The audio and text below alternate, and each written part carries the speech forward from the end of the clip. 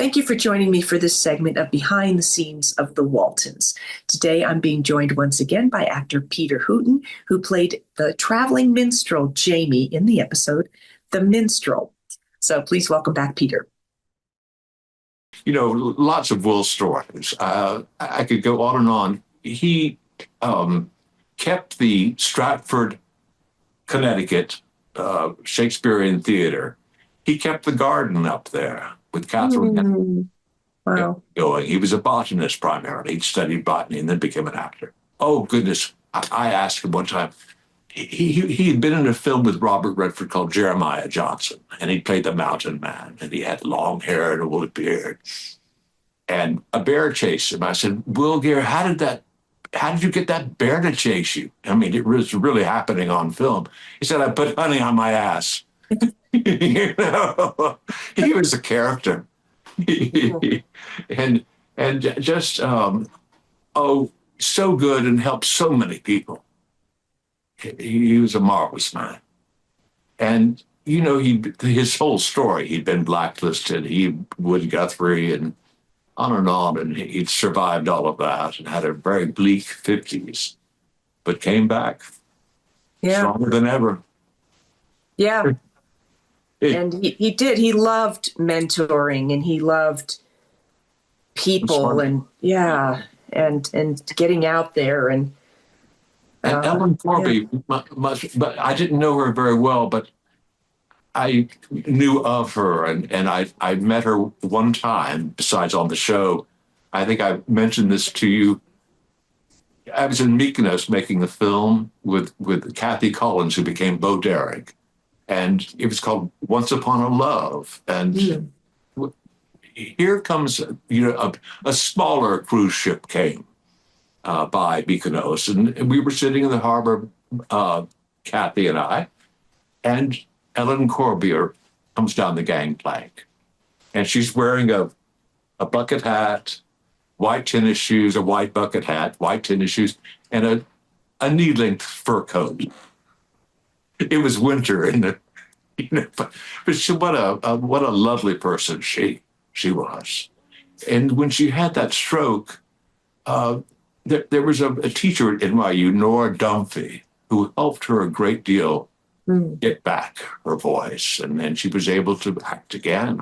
I believe, at least be present, and she was remarkable. She really was. A very, very difficult thing to survive a stroke and then to not be able to talk and then to talk again. She was always still very limited in her speech. It really was a struggle for her to get words out. But, she didn't need words when she was on screen. No, she didn't. She was one of the most lovable. Oh, my goodness gracious. Always. Like you. Oh, you're sweet. Because you didn't really work with a lot of the cast members. I mean, you and I pretty much had all. That's right. Yeah, but of course you would have met them on set and stuff. Yes, the last time I saw Richard Thomas was in Houston, Texas, at the Abbey Theater. He was playing Danton's Death.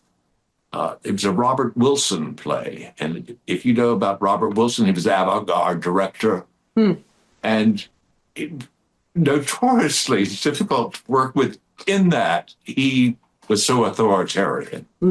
You must go to this spot and stay still while you're saying this. You must do this and you must do that, because he was creating pictures.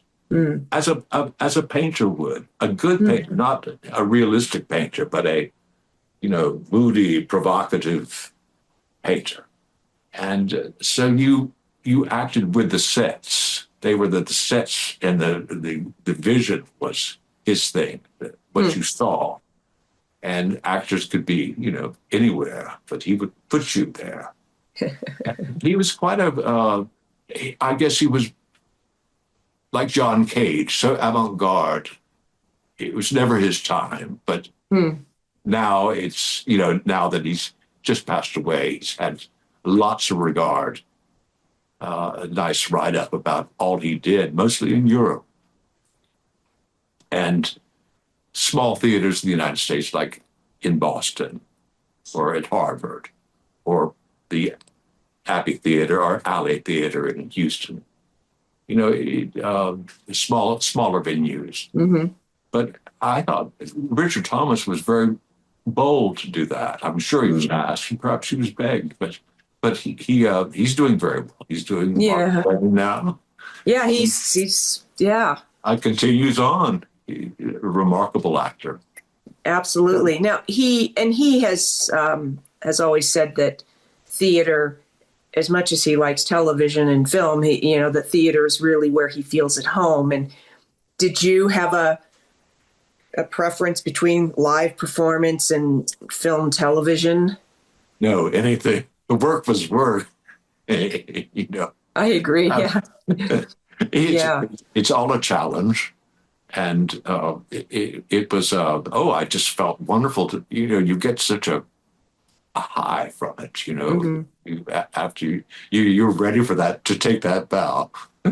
And no, it's all, it's all the different challenges. Mm-hmm. TV is so different than film because it used to be, not so much anymore. Because now they're doing everything with high definition, and it's very quick, and they're making, TV editing is rather like sports editing. It's quick, and you used to not see that in film. Now you see it all the time in Netflix. Quick television. We're making this for TV, and remember old TV movies? They're making a lot of TV movies now. That, they're saying this is a film, but not like David Lean used to. Remember his work, Lawrence of Arabia? Yeah. I mean, his visuals were incredible. They were for CinemaScope. Yeah. There's no more CinemaScope. And they would allow you to sit in. There wasn't this sense that, well, we got to keep moving, even, on the Waltons looking at it. First of all, we were fortunate enough to be on film, on 35 millimeter film. So, as you said, the production value, the look of it just is so beautiful. But the pace of it, and yet people seem to feel like, oh, well, you couldn't do that today because it's not fast enough for the audience. And yet, I don't know, maybe it's because I'm older, but I sit and watch the episodes and I don't feel like, oh gosh, I'm bored. I feel like the story just takes you along, and I don't feel like we have to have every 3 seconds something else happening, Exactly. Yeah. In watching the episode again, because the camera just sat with you. They were having a love affair with you, that camera, when you would just sit and sing those songs and your piercing blue eyes, and you were just so still. And I don't know, how was that? I'm guessing the camera was pretty close, and you were just. They were, all positive. It just was, what I remember of it was a sense of, it was beatific. It was just, I was in a state of, I was very happy. And did you play guitar? Do you play guitar? No. Okay. I'm glad you picked that up, because there was a point I wondered, because I went, he's got his fingers there, but those chords aren't really changing. No, you're exactly right. You see everything.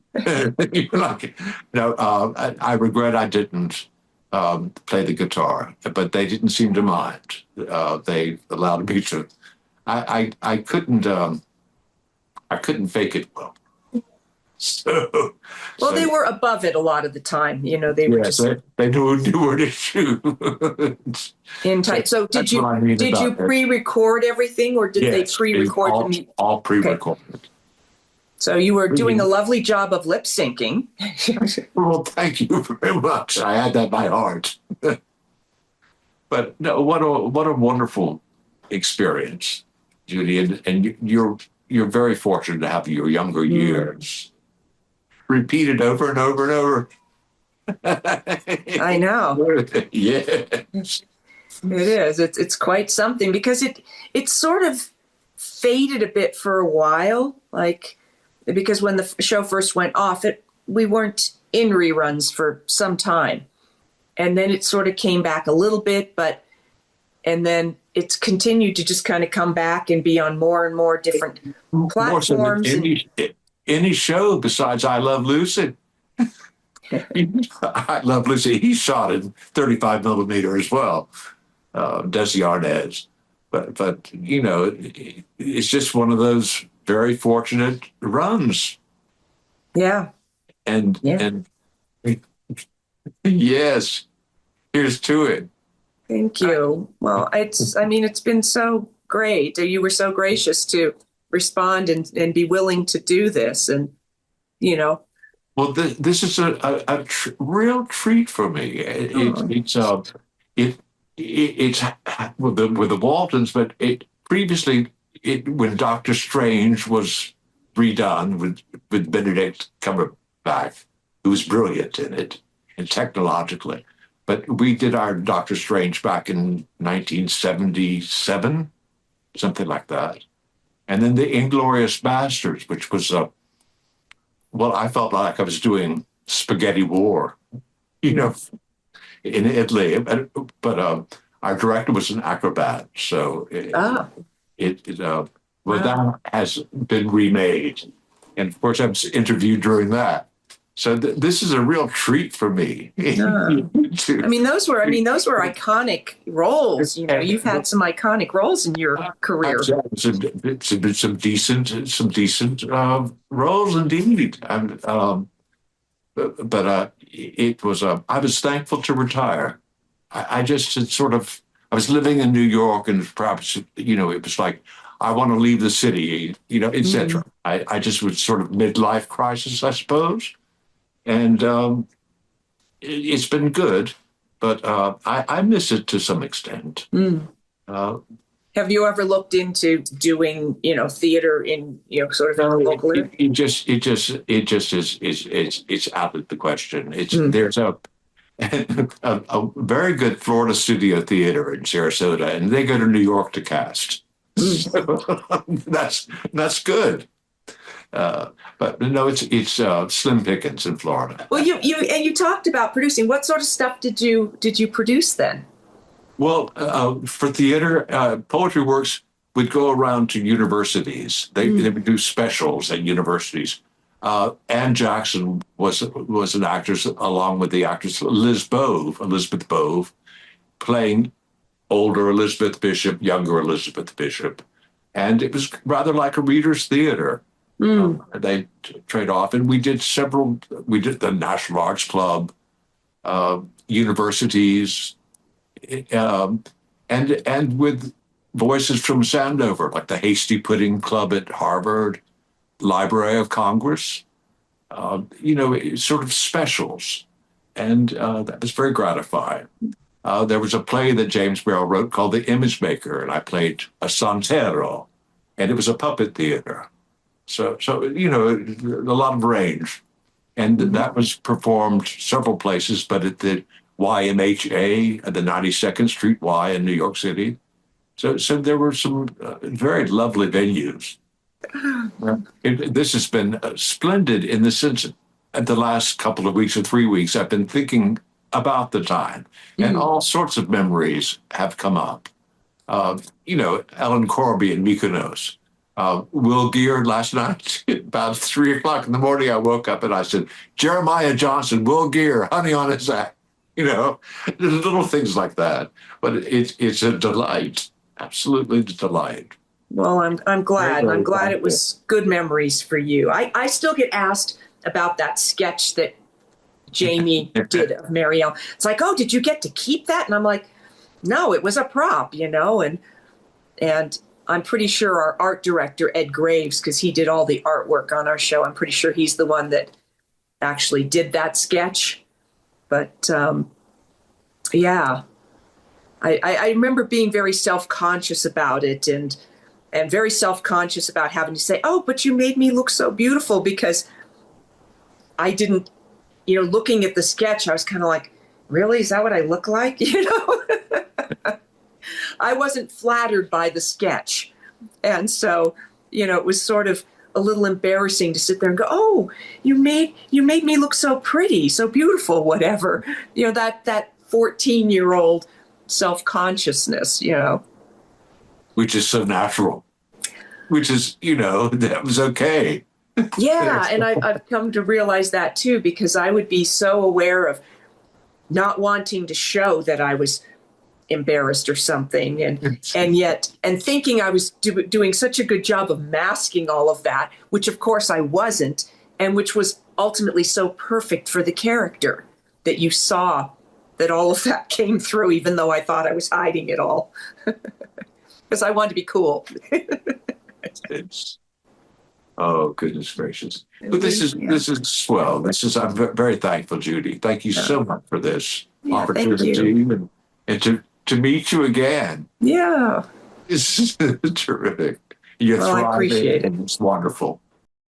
It has been such a treat to reconnect with Peter and to hear about his life and career beyond our brief time on the Waltons in season 1. So I will see you next time for more behind the scenes of the Waltons and more Ask Judy. Thanks for watching.